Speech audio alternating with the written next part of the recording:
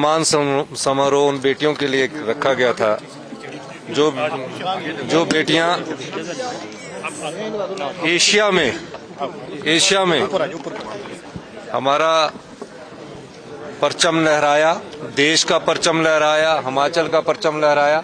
और मुझे खुशी की बात सबसे ज्यादा ये है कि हिमाचल से कबड्डी में 5 बेटियों ने जाकर एशिया में हिमाचल की धाक को भी बना रखा और हिंदुस्तान के गौरव को भी बढ़ाया है।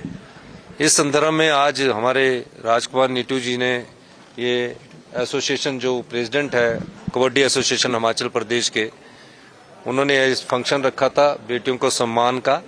सरकार की तरफ से अलग से कार्यक्रम होगा, उसकी रूपरेखा हमने बनाई है और निश्चित रूप से जिन बेटियों ने सम्मान दिया है उनका सम्मान भी रखा जाएगा और उनकी भावनाओं का ख्याल भी रखा जाएगा। इस दृष्टिकोण से जब सरकारी कार्यक्रम होगा उस समय उनकी घोषणा की जाएगी।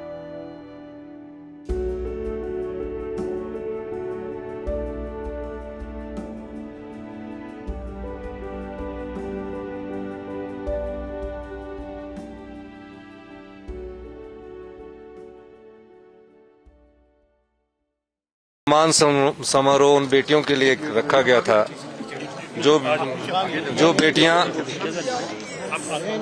एशिया में हमारा परचम लहराया, देश का परचम लहराया, हिमाचल का परचम लहराया।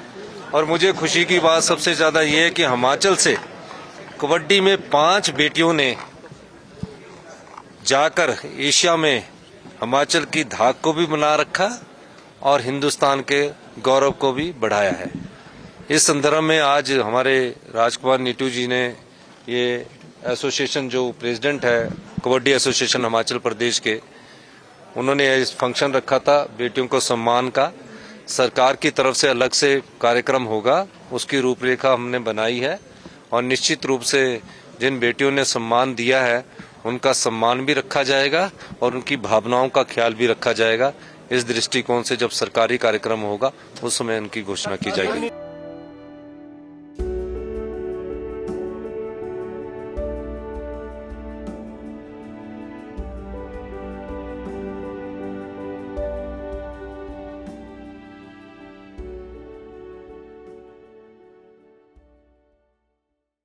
सम्मान समारोह उन बेटियों के लिए रखा गया था जो बेटियां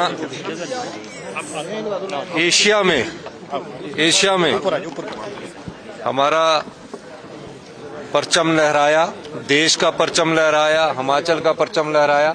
और मुझे खुशी की बात सबसे ज्यादा ये है कि हिमाचल से कबड्डी में 5 बेटियों ने जाकर एशिया में हिमाचल की धाक को भी बना रखा और हिंदुस्तान के गौरव को भी बढ़ाया है।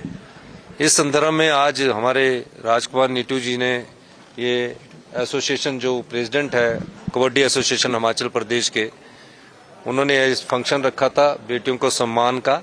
सरकार की तरफ से अलग से कार्यक्रम होगा, उसकी रूपरेखा हमने बनाई है और निश्चित रूप से जिन बेटियों ने सम्मान दिया है उनका सम्मान भी रखा जाएगा और उनकी भावनाओं का ख्याल भी रखा जाएगा।